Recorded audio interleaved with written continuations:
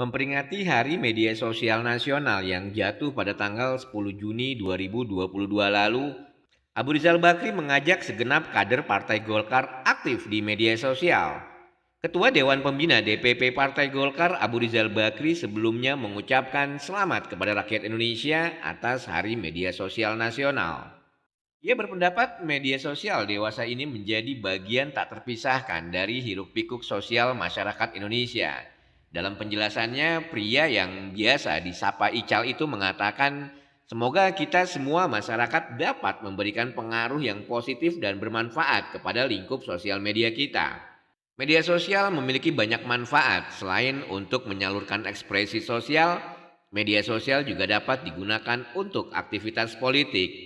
Aktivitas politik yang dapat dilakukan adalah membentuk citra positif dan mensosialisasikan kinerja politik, baik di eksekutif maupun di legislatif.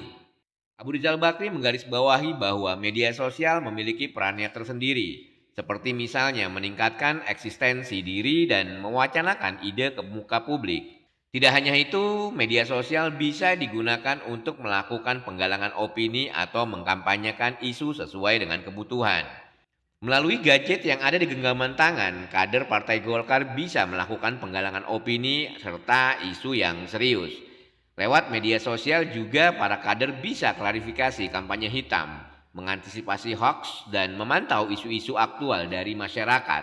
Jadi sangat banyak manfaatnya. Karena begitu besar manfaatnya, ia mengajak seluruh kader Partai Golkar mulai mengaktifasi dan mengoptimalisasi media sosial sebagai instrumen penting di dunia politik. Kader Partai Golkar se-Indonesia harus jeli menangkap fenomena era digital dewasa ini. Secara mendasar ada dua hal yang bisa dilakukan. Pertama adalah menangkap aspirasi masyarakat dengan lebih efektif dan efisien. Kedua yang bisa dilakukan adalah mengkampanyekan Partai Golkar dengan lebih masif melalui media sosial. Terlebih berkampanye mengenai sosok Airlangga Hartarto yang merupakan calon presiden dari Partai Golkar. ARB berharap bahwa kader Partai Golkar bisa mensosialisasi figur Airlangga Hartarto.